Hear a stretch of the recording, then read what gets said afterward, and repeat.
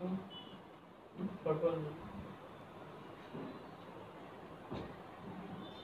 the Lord. परमेश्वर के नाम की स्तुति हो। Peace is a most commonly misinterpreted term. और शांति एक ऐसा शब्द है जो कई बार गलत रीति से लिया जाता है। Many a times people try to offer peace. और कई बार लोग शांति को देने की वायदा करते हैं। Many people try and do lot of things for peace. और कई लोग शांति लाने के लिए बहुत सी चीजों को किया भी करते हैं। National leaders and world leaders come together for peace treaties. और देश के नेतृत्व करने वाले सब इकट्ठा होकर उस शांति को लेकर आने की कोशिश करते हैं। There are international and national organizations for peace. और कई अंतर्राष्ट्रीय और राष्ट्रीय शांति संस्थाएं भी हैं। They all urge and love peace. और वो सब शांति के लिए विनती करते हैं और उसको पसंद भी करते हैं। But the biggest problem is they are not able to achieve it. लेकिन सबसे बड़ी समस्या है कि वो कभी उस तक पहुंच नहीं पाते हैं। The common reason for this is, और जो साधारण कारण जो है इसका we need to approach the right person. हमें एक सही व्यक्ति तक पहुंचना जरूरी होता है। We need to approach a person who can really give peace. एक ऐसे व्यक्ति के पास हमें पहुंचना है वो जो सही रीति में हमें शांति प्रदान कर सके। In this world 2000 years back there was a person by name Jesus Christ who came from heaven. और 2000 साल पहले एक ऐसा व्यक्ति था इस संसार में जो आया जिसका नाम यीशु मसीह है। When Jesus Christ came, he came to be called as Emmanuel. और जब यीशु मसीह संसार में आए तो उन्हें इम्मानुएल के नाम से पुकारा गया। He was the Alpha and the Omega.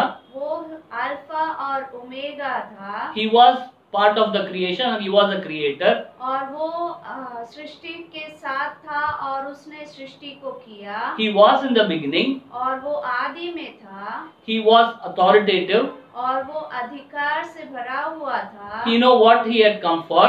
और वो जानते थे कि वो क्यों आए हैं। And he came to rescue you and me. और वो आपको और मुझे बचाने के लिए आए।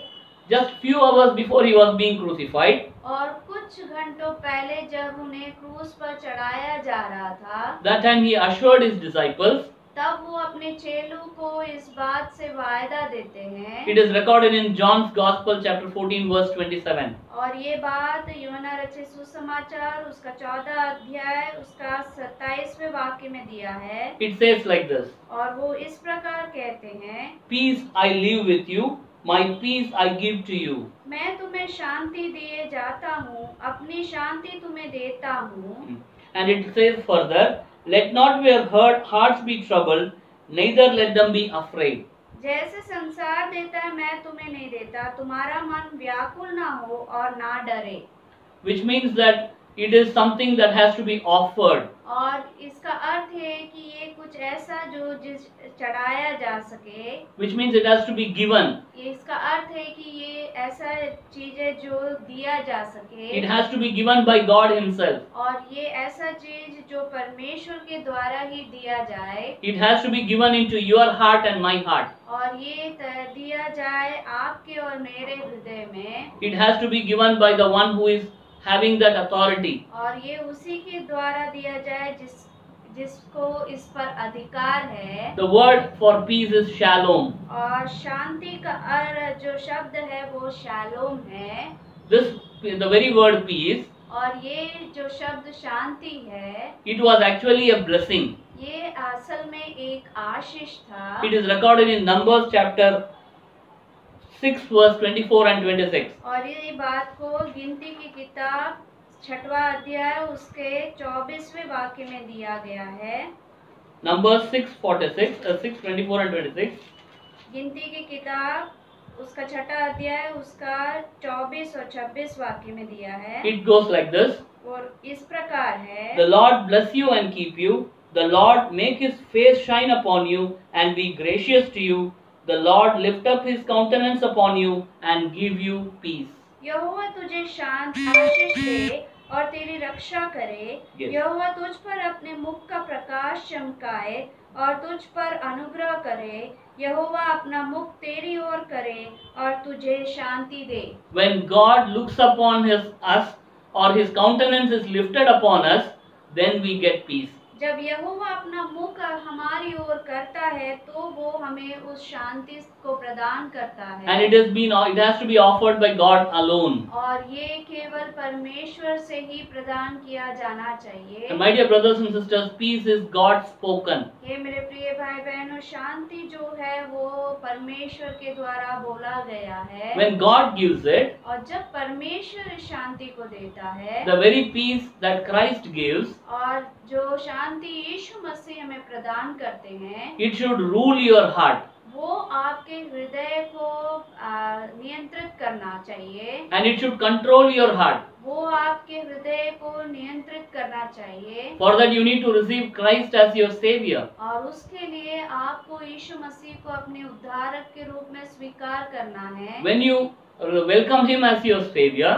और जब आप यीशु मसीह को अपने उद्धारक के रूप में स्वागत करते हैं, the peace of God which passes all understanding comes and resides in you. और जो परमेश्वर की जो शांति है, जो सारी समझ से ऊपर है, वो आप में आ जाता है। The Holy Spirit comes and resides in you. और पवित्र आत्मा आप में आकर बसने लगता है। My dear brothers and sisters, हे मेरे प्रिय भाई बहनों, I want to read one more verse from Malachi chapter 2 verse 6. और मैं आपके लिए एक और वचन पढ़ना चाहता हूँ। मलाकी का अध्याय, उसका दूसरा अध्याय, उसका 6वां वाक्य। Malachi 2:6. और मलाकी उसका दूसरा अध्याय, उसका 6वां वाक्य। It says like this: वो इस प्रकार कहता है, True instruction was in his mouth, and no wrong word was found on his lips. He walked with me in peace and uprightness, and he turned many from iniquity.